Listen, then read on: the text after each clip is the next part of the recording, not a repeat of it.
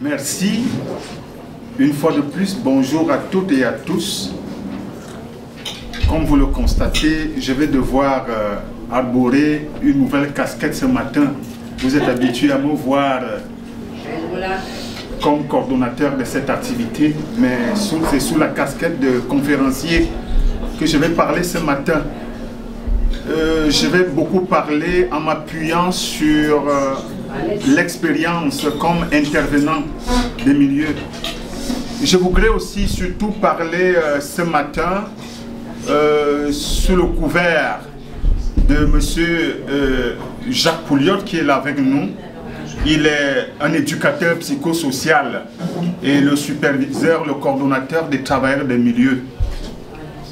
Alors, le thème que je vous présente ce matin est l'intimidation sans prémunir, développer la confiance en soi et la bienveillance dans la proche aidance.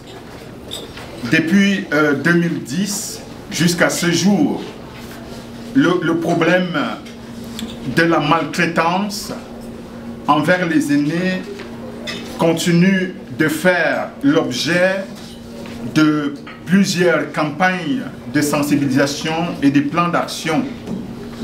À côté de cette priorité, le gouvernement s'est laissé interpeller par la question de l'intimidation qui est une forme de maltraitance. L'intimidation dans les rapports interpersonnels à Québec, objet de plusieurs réflexions, de plusieurs consultations publiques. La question de l'intimidation a donné lieu à des orientations et des mesures de la part du gouvernement. Elle a également pu susciter un intérêt particulier dans les organismes et les organismes communautaires engagés sur le terrain. Réfléchir, informer, sensibiliser les populations québécoises sur le phénomène de l'intimidation est donc une nécessité qui s'impose aujourd'hui. Surtout si nous prenons en compte les conséquences d'un tel phénomène dans la vie des victimes. Prévenir, intervenir, agir et soutenir celles et ceux qui pourraient en être victimes devient alors un devoir non négligeable pour toutes et tous. Plusieurs relations humaines sont entachées par le phénomène de l'intimidation. Les enfants en sont régulièrement les premières victimes dans la multiplicité de leurs relations avec les adultes. Dans les milieux professionnels, plusieurs personnes en souffrent quotidiennement. Les personnes aînées en sont également victimes si l'on s'en tient aux récentes conclusions issues des consultations publiques des organismes qui œuvrent pour la défense des droits et la protection de l'intégrité des personnes aînées. Dans cette rencontre de ce matin, nous mettrons un accent particulier sur l'intimidation dans le cadre de la proche aidance. La proche aidance, un service de soutien, de proximité et d'aide aux aînés en perte d'autonomie ou en situation manifeste de vulnérabilité. D'habitude, la proche aidance s'effectue sur la base de la confiance et d'une relation saine entre l'aidant et l'aidé. Pourtant, lorsque ce fondement vient à faire défaut, il devient difficile pour l'aidant et son aidé de cheminer d'une manière salutaire et paisible. Lorsque la relation entre l'aidant et son aidé ou encore toute autre relation interpersonnelle devient ambiguë par le fait de l'intimidation, il s'ensuit aussitôt une préoccupation. Comment se prémunir de l'intimidation et développer la confiance en soi, ainsi que la bienveillance dans le cadre de l'approche aidance? Après avoir présenté l'intimidation dans sa dimension multifactorielle et dans ses conséquences qui sont pluridimensionnelles, je voudrais montrer la manière dont les aidants et les aidés peuvent, dans leurs différentes interactions et altercations, être affectés par le problème de l'intimidation. Je présenterai enfin des pistes d'action, des instances de collaboration et des ressources pour lutter contre ce phénomène social, s'en prémunir et surtout pour développer la confiance en soi. Alors, l'intimidation, le mot, il y a derrière ce mot un verbe qui nous permet de comprendre. Le verbe intimider. Intimider qui signifie remplir de peur en imposant sa force et son autorité. Le terme peut aussi avoir comme synonyme troubler ou paralyser. Intimider peut donc aussi signifier rendre une personne timide, lui faire manquer d'audace, d'aisance et d'assurance et prendre autorité sur elle, et généralement à des fins personnelles. Même si le phénomène est difficile à percevoir, l'intimidation est identifiable à sa caractéristique essentielle qui se résume dans l'inégalité des rapports de force avec l'intention délibérée de nuire à l'autre ou de lui faire du mal. Sous cet angle, l'intimidation peut donc être vue comme une forme de violence, une violence plausible ou subtile dans les relations interpersonnelles. On parle à autrui ou encore on interagit avec une intention délibérée de blesser, d'humilier, de ternir l'image et l'estime de soi chez une personne au point de la priver de sa dignité et de son honorabilité. La loi sur l'instruction publique en dit davantage.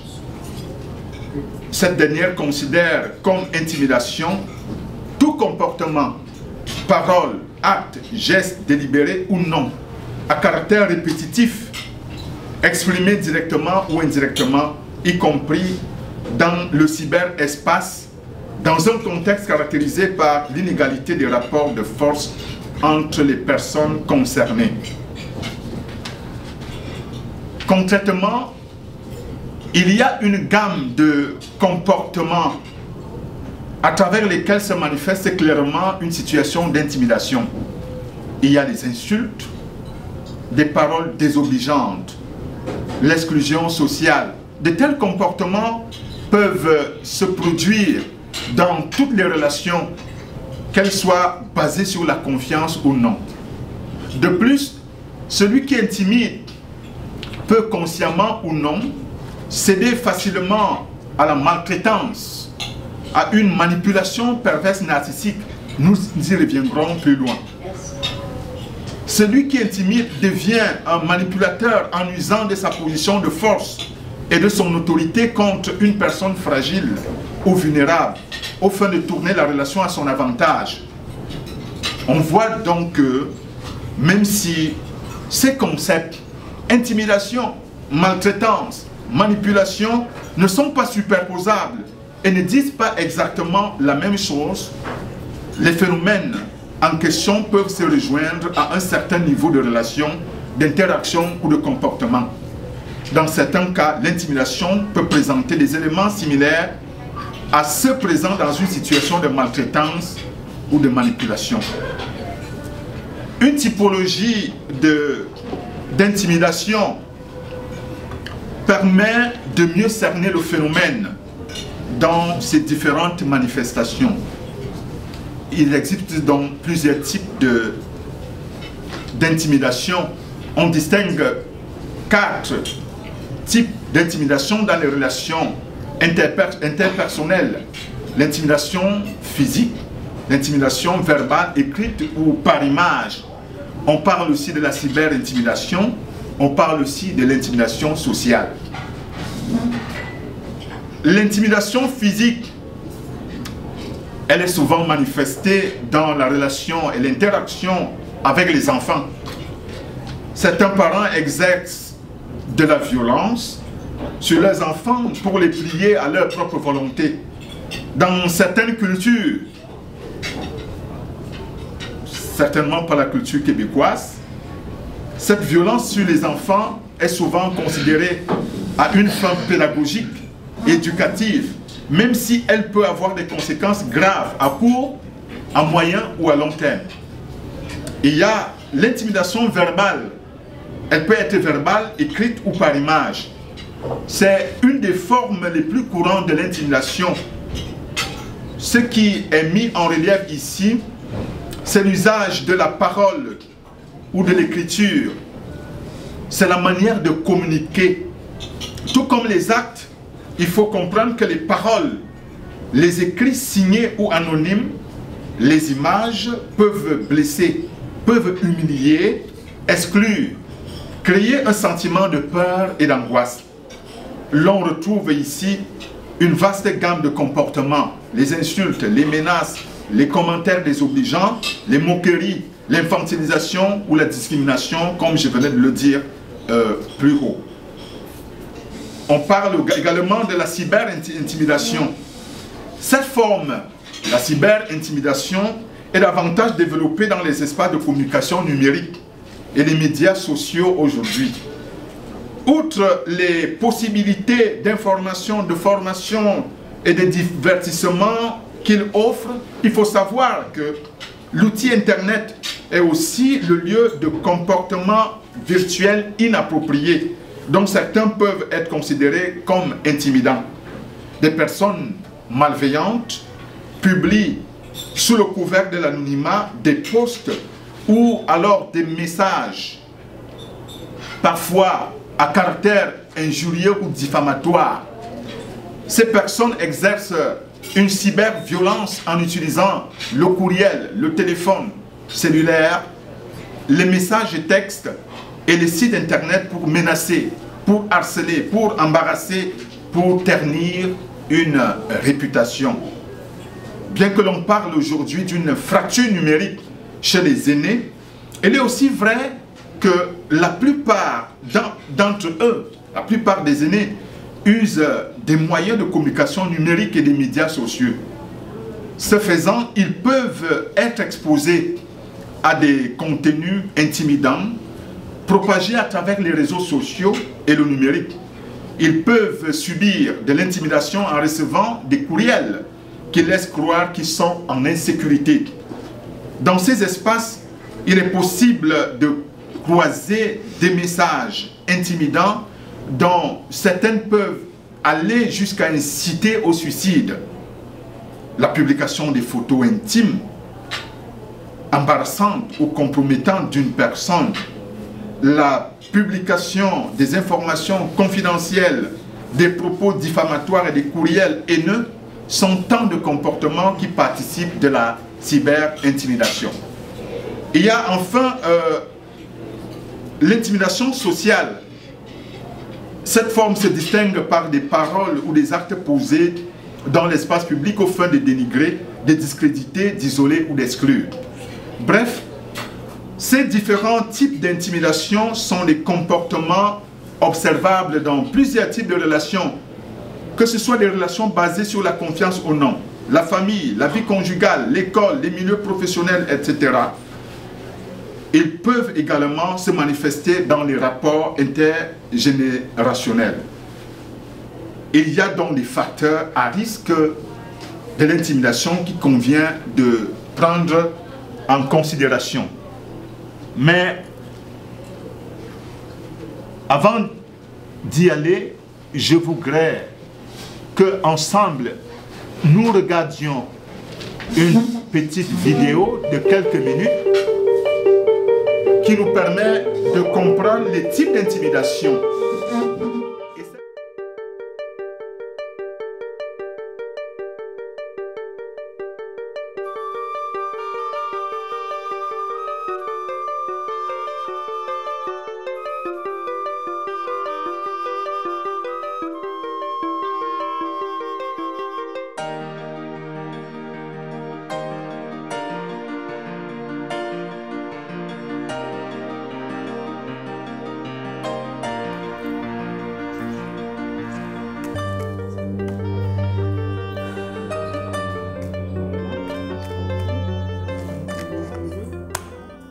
Oh non, pas encore lui. Bonjour, mon beau monsieur. Bonjour, mesdames. On est à 7 joueurs, là.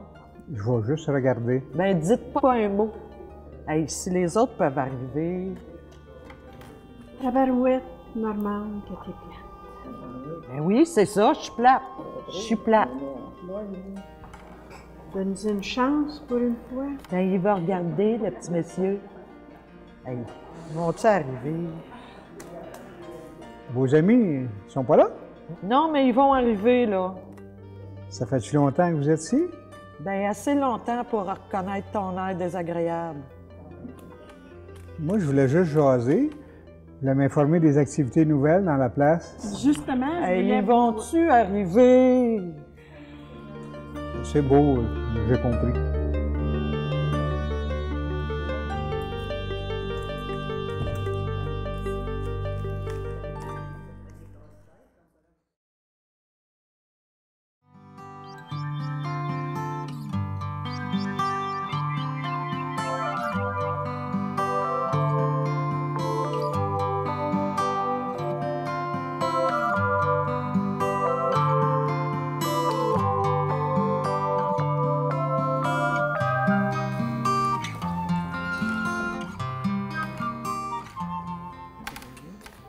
Oh non, pas encore lui. Bonjour, mesdames. Comment allez-vous? Ça va bien, Jean, et toi? Ah, ça va. Est-ce que je peux me joindre à vous? On est à 7 joueurs. On est habitués de jouer ensemble. L'équipe est complète, fait que Votre groupe est complet. t'as bien compris. On va voir la gang de tricoteuses là-bas. Ils ont peut-être une place pour toi. Normande, je veux juste vous dire une chose. Je suis venu vous voir pour vous jaser. Pas pour jouer aux cartes. J'haïs ça, les cartes. Elle est bonne, celle-là. Elle est bonne, ma Normande. Tu t'es fait avoir? Et arrête de rire de moi. Puis, finalement, votre idée, je la retiens. Je vais aller voir les belles dames qui sont en train de tricoter là-bas. Bonne journée.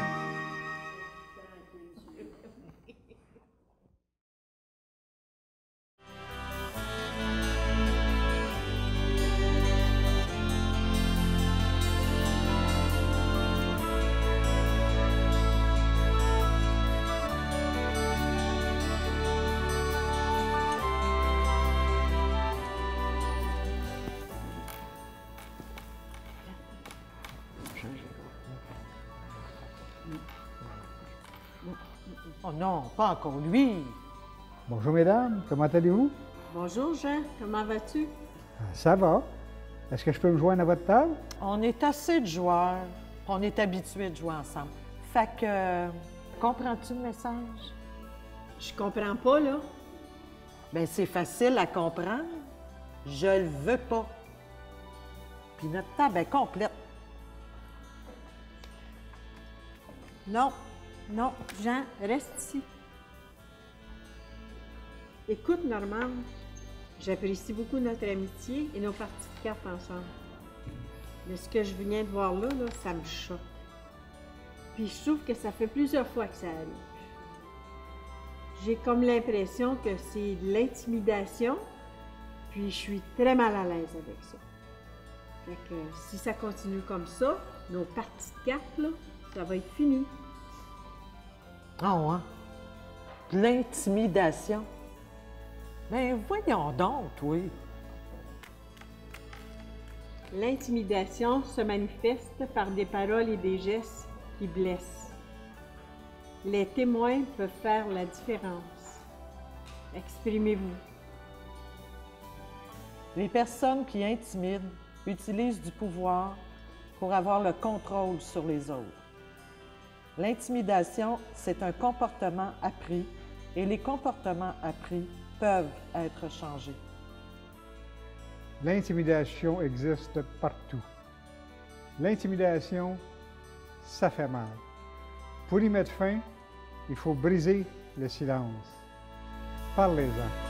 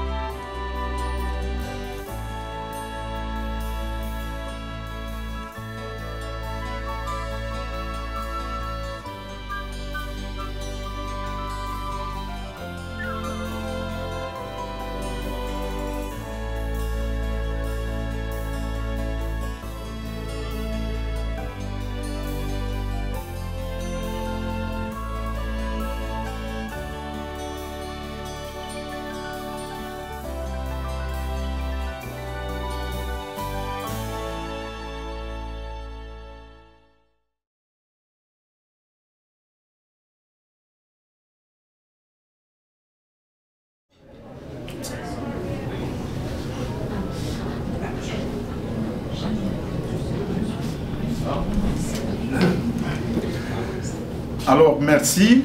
Cette petite vidéo nous permet donc de comprendre d'une manière résumée le phénomène tant dans ses manifestations que dans les typologies telles qu'on vient de le voir. Alors, il faut comprendre que, à la suite de cette vidéo, qu'il y a beaucoup de facteurs de risque qu'il convient de prendre en compte. En général, tout le monde peut être victime de l'intimidation. L'intimidation peut être vécue dans le cadre d'une relation ou une interaction sur le plan familial, même sur le plan professionnel. S'il est difficile de faire le portrait d'une personne qui intimide l'autre, il convient de noter que des facteurs de risque prédisposent certaines personnes à intimider les autres ou encore à se sentir victimes de l'intimidation. Je m'en vais présenter ces facteurs de risque. Le premier facteur, c'est l'autorité. Celui qui intimide, l'autre exerce un pouvoir et un contrôle sur lui. L'intimidation a souvent été une astuce déployée par ceux et celles qui tiennent un pouvoir ou ceux et celles qui sont investis d'une autorité. La figure de l'autorité qui procède par l'intimidation est celle qui n'écoute presque pas. Elle ne reconnaît pas habituellement ses erreurs pour y apporter un correctif. Il s'agit donc d'une autorité qui cherche à assujettir, à asservir ou à dominer. Il s'ensuit alors une prise de pouvoir sur l'autre. Le type de personne autoritaire n'est pas souvent loin de nous. Il peut s'agir d'un frère, d'une sœur, d'un conjoint, d'une conjointe, d'un employeur, bref, d'un proche aidant ou non. Comme deuxième facteur, nous avons les stigmatisations. Les formes de stigmatisation, il y a les préjugés, les stéréotypes qui sont généralement à la base des situations d'intimidation. Ces facteurs portent souvent sur l'origine culturelle, la religion, la classe sociale, l'identité sexuelle, l'apparence physique, les problèmes de santé physique ou mentale. L'environnement et les milieux de vie sont aussi des facteurs à risque de l'intimidation. L'intimidation peut être vécue en famille, dans les résidences pour personnes âgées, on vient de le voir tout à l'heure à travers la petite vidéo, et bien dans d'autres milieux de vie collective. Elle peut être vécue de différentes manières en fonction de chaque milieu. La cohabitation avec des personnes qu'on n'a pas choisies et qu'on ne connaît presque pas, alors que l'on était habitué à un espace de vie personnelle, peut être un facteur de l'intimidation. Par exemple, la différence entre les personnes aînées autonomes et semi-autonomes, la méconnaissance des règles de vie dans une résidence et la manière de s'y comporter peuvent être à l'origine des situations d'intimidation qui débouchent dans la frustration, comme on l'a vu tout à l'heure. La manipulation perverse narcissique est aussi un facteur de l'intimidation. Un manipulateur cherche habituellement à tirer une relation à son avantage, au détriment de l'autre. La manipulation relève d'abord de quelque chose d'ordinaire. Si nous la considérons comme une forme d'intelligence pratique, il faut comprendre que tous et toutes, nous faisons souvent de la manipulation pour parvenir à nos fins utiles. Mais la manipulation dans sa forme perverse et narcissique est celle dans laquelle l'intimidation peut devenir une astuce pour fragiliser l'autre et prendre autorité sur lui et à son propre avantage. Ici, le pervers narcissique peut user de toutes les formes d'intimidation physique ou verbale qui lui semblent efficaces. Le but étant de neutraliser sa victime et d'en tirer tous les avantages possibles. Il y a aussi ce que j'ai appelé les ingrédients de l'incertitude, qui peuvent être aussi considérés comme des facteurs à risque. L'incertitude est inconfortable. et elle suscite habituellement des états émotionnels tels que la peur, la perte de confiance. Or, la plupart des personnes vulnérables connaissent des moments d'intimidation suscités cette fois-ci non plus par une personne, mais par une expérience vécue, par un besoin, par une nouveauté, une ambiguïté, une situation imprévisible dans leur vie. Il y a aussi, entre autres facteurs, les conflits interpersonnels non résolus. Le conflit résulte d'un différend entre deux personnes. Mais il faut savoir que dans l'ensemble, tout conflit non résolu peut générer une situation d'incertitude dans laquelle l'on vit des émotions négatives, le stress et le sentiment d'inconfort. Je voudrais parler de l'intimidation dans une situation de trouble cognitif ou mental. Cela concerne davantage les aînés et les proches aidants et leurs aidés. Rappelons que l'intimidation peut être consciente ou non. Dans la forme consciente, comme je venais de le dire, l'intimidateur utilise habituellement l'inégalité des rapports de force. La forme consciente de l'intimidation se déploie souvent indépendamment d'un rapport de force. C'est ainsi qu'une personne peut intimider une autre en agissant d'une manière inappropriée ou encore en faisant une crise émotionnelle.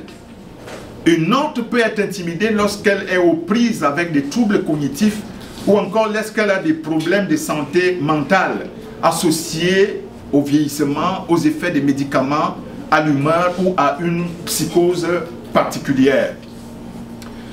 Les aider aux prises avec des troubles cognitifs ou mentaux.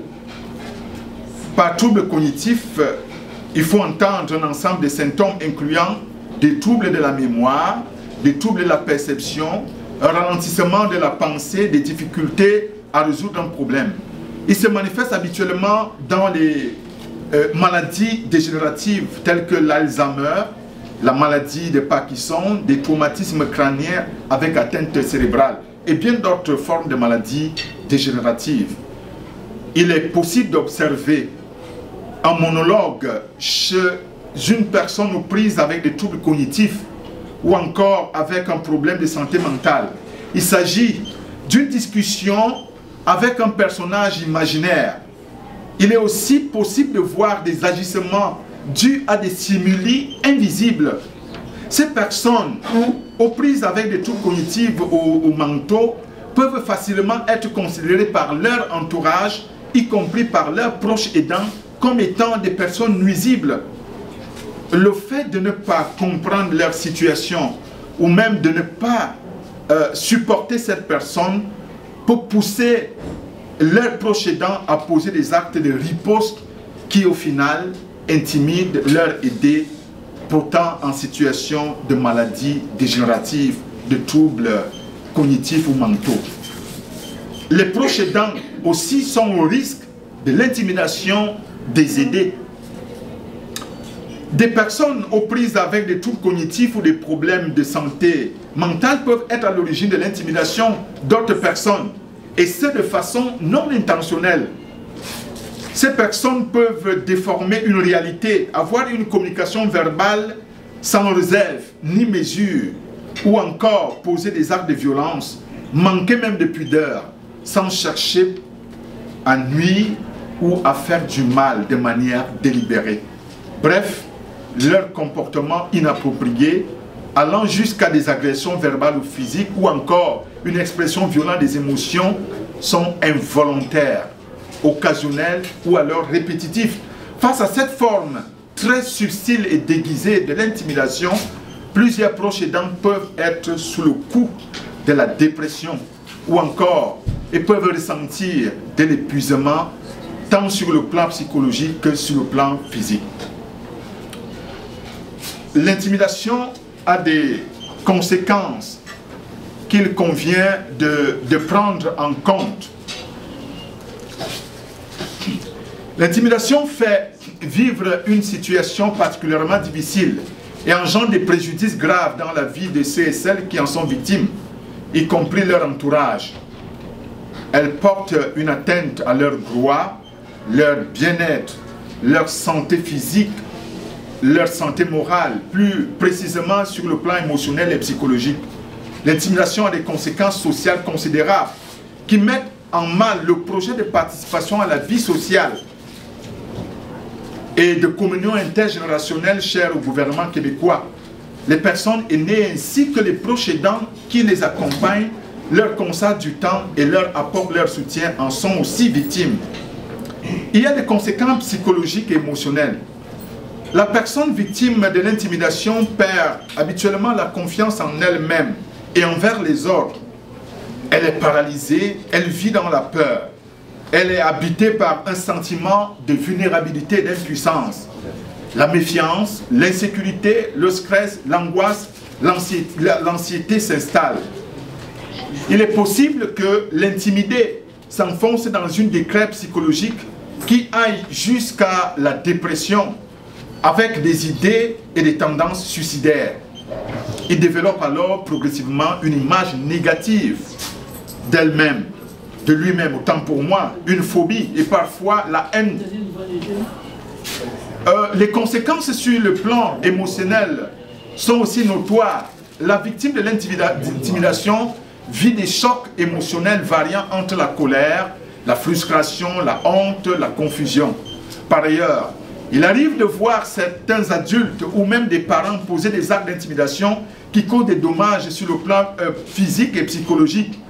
Cela peut être interprété par les enfants comme étant un manque d'affection et de bienveillance à leur endroit et rejaillit plus tard dans leur vie. L'intimidation provoque des problèmes psychologiques et des blessures parfois inguérissables chez les enfants plus tard, avec le risque de transposition de leur expérience d'hier à d'autres personnes. Elle a une part de responsabilité dans le problème de santé mentale chez les jeunes et même chez les adultes. Tous et toutes ont donc besoin de bienveillance, de bientraitance et d'écoute attentive. Il y a bel et bien des conséquences sur le plan physique, car celle ou celui qui est victime de l'intimidation peut connaître des insomnies, des troubles de sommeil, des pertes d'appétit, l'hypertension et parfois l'aggravation d'une maladie. Il peut avoir une perturbation dans la prise des médicaments chez un aîné qui est régulièrement victime de l'intimidation. Les conséquences sociales sont également à prendre en compte. Les personnes intimidées s'isolent habituellement et se replient sur elles-mêmes. Elles évitent de se retrouver autant pour moi avec d'autres personnes lorsque par le fait d'une cyber-intimidation, leur réputation est entachée. Elles s'isolent davantage lorsque les comportements d'intimidation manifestant de l'agisme viennent des plus jeunes. De nombreux préjugés, comme on l'a vu, des stéréotypes et autres attitudes discriminatoires sont souvent développés sous forme d'agisme et incitent les personnes aînées à un retrait inhabituel. Dans un espace citoyen animé très récemment par Mme Nancy Pierre au Centre de loisirs de Québec, certains aînés affirmaient qu'ils se plaisaient dans l'isolement, dans le retrait total, parce qu'ils ne se sentent pas compris par les plus jeunes et évitent de les gêner. Dans nos échanges, ce jour, beaucoup ne cachaient pas leur grande sensibilité aux moindres propos mal placés et s'en offusquaient d'ailleurs. Les participants avaient donc le devoir de rester assez délicats, assez bienveillants à leur égard, de peur que leur prise de parole ne confirme ce que déploraient ces aînés au cours de notre rencontre. Au regard de ces phénomènes, des pistes d'action et de collaboration méritent d'être explorées pour lutter contre l'intimidation. Que faire en cas d'intimidation? Il faut agir rapidement pour contrer ce phénomène. La prévention de l'intimidation est une responsabilité collective. Elle incombe à tous les intervenants du milieu, les gestionnaires d'établissements, les autorités compétentes et toutes les personnes victimes. Si l'on veut assurer aux personnes âgées un milieu de vie sain, il est nécessaire de poser des balises claires pour les comportements et les attitudes à adopter et à proscrire. L'engagement dans la lutte contre l'intimidation interpelle donc tout le monde dans les espaces de vie collective. Dans tous les milieux de socialisation et les milieux de vie collective des aînés, les qualités telles que le civisme, la tolérance, l'ouverture, le respect des différences, le règlement rapide des mésententes, une saine communication, l'empathie, la bienveillance et la bientraitance sont à promouvoir. Le colportage et la propagation des fausses rumeurs sur des personnes sont des comportements à proscrire dans les milieux de vie collective pour éviter que certaines personnes s'isolent en raison de l'intimidation. Il est assez délicat d'éviter qu'au nom de leur handicap, leur santé physique ou mentale, voire même leur comportement, certaines personnes aînées soient exclues des activités qui visent à briser l'isolement. Il faut plutôt développer l'esprit de tolérance face à l'intimidation qui découle des troubles cognitifs d'une maladie mentale ou dégénérative. La restriction de ces activités aux nouvelles personnes est aussi une attitude à proscrire. Il y a des dispositions légales à prendre en compte dans la lutte contre l'intimidation. L'intimidation est un comportement dommageable et répréhensible par la loi canadienne. La loi considère que certains gestes d'intimidation sont des infractions, surtout lorsqu'un tel comportement prend la forme de la maltraitance ou la forme criminelle. Au niveau de la loi, lorsque l'intimidation porte sur des motifs interdits qui s'apparentent avec la maltraitance, la discrimination, le harcèlement, il faut dénoncer cela au niveau de la commission des droits de la personne. Si c'est un aîné qui peut se faire aider, si c'est un aîné, il peut se faire aider ou représenter par un organisme de défense des droits de la personne, comme la QDR bien sûr. L'intimidation peut être considérée comme un crime lorsqu'elle donne lieu à de la violence sous toutes ses formes, à des rumeurs malveillantes ou du harcèlement. Il faut alors signaler de telles infractions à la police, par exemple, le 911. Nous reviendrons là-dessus. La dernière action qui peut être posée aussi, c'est la médiation citoyenne. Je parlais tout à l'heure des situations conflictuelles qui peuvent arriver dans les milieux de vie. On peut faire recours à la médiation citoyenne, c'est-à-dire à une personne tierce qui vienne nous aider à régulariser une situation conflictuelle. Car, disais-je, les situations conflictuelles non résolues débouchent habituellement sur des situations d'intimidation.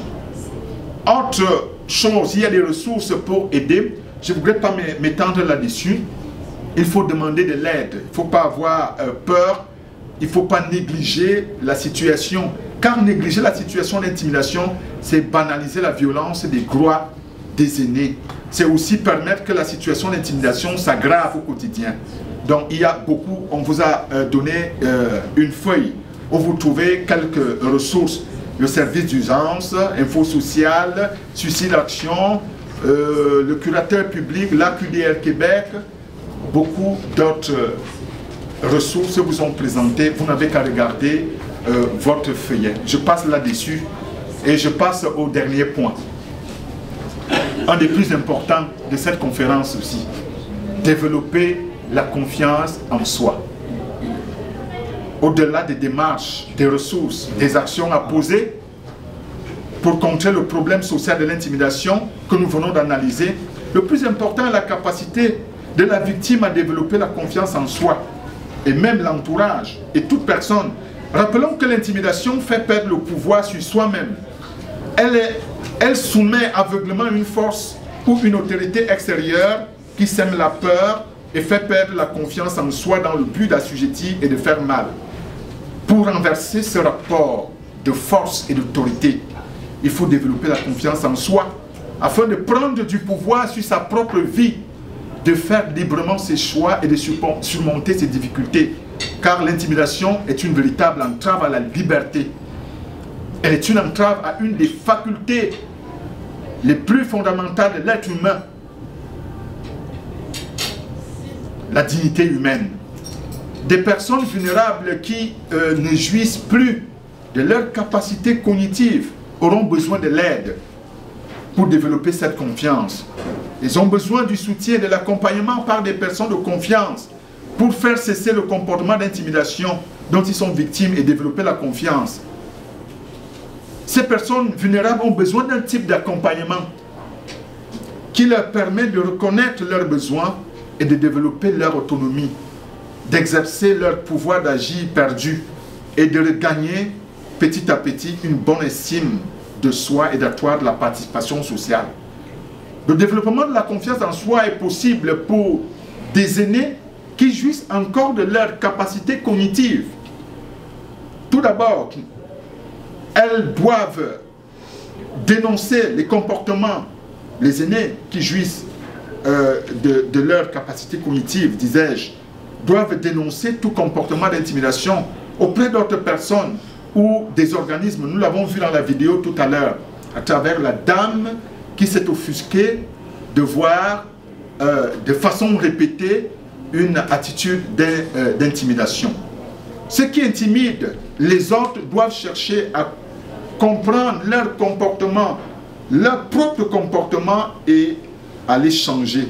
L'intimidation est souvent le comportement des personnes qui, suite à une certaine perte d'estime et d'autorité, parce que ça vient aussi de là, on a perdu son estime, l'estime de soi, on a perdu l'autorité.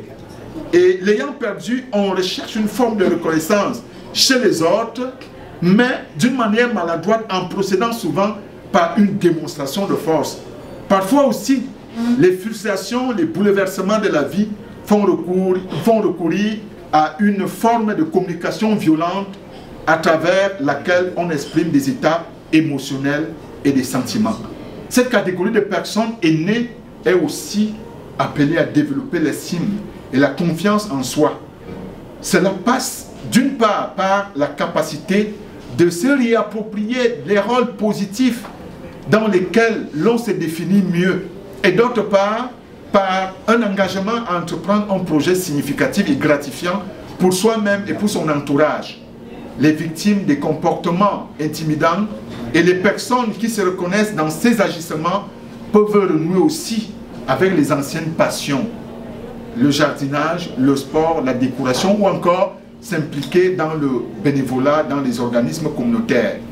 La bonne utilisation de nos talents, de nos énergies permet à chacun et à chacune de développer une estime de soi, une confiance en soi. Je conclus. L'intimidation, c'est une forme de violence qui ne doit pas être tolérée. Elle survient à la suite d'un geste, une action, un commentaire, une parole qui menace, blesse, humilie, exclut socialement une personne ou encore la prive de sa dignité. Elle vient toucher l'image personnelle, l'estime de soi et la confiance en soi. Elle sème la peur, l'image négative et parfois la haine de soi. Elle cause donc des dommages et il est possible et il est parfois difficile d'en guérir. Elle provient des attitudes d'exclusion, d'intolérance et des actes de violence, verbale ou physique.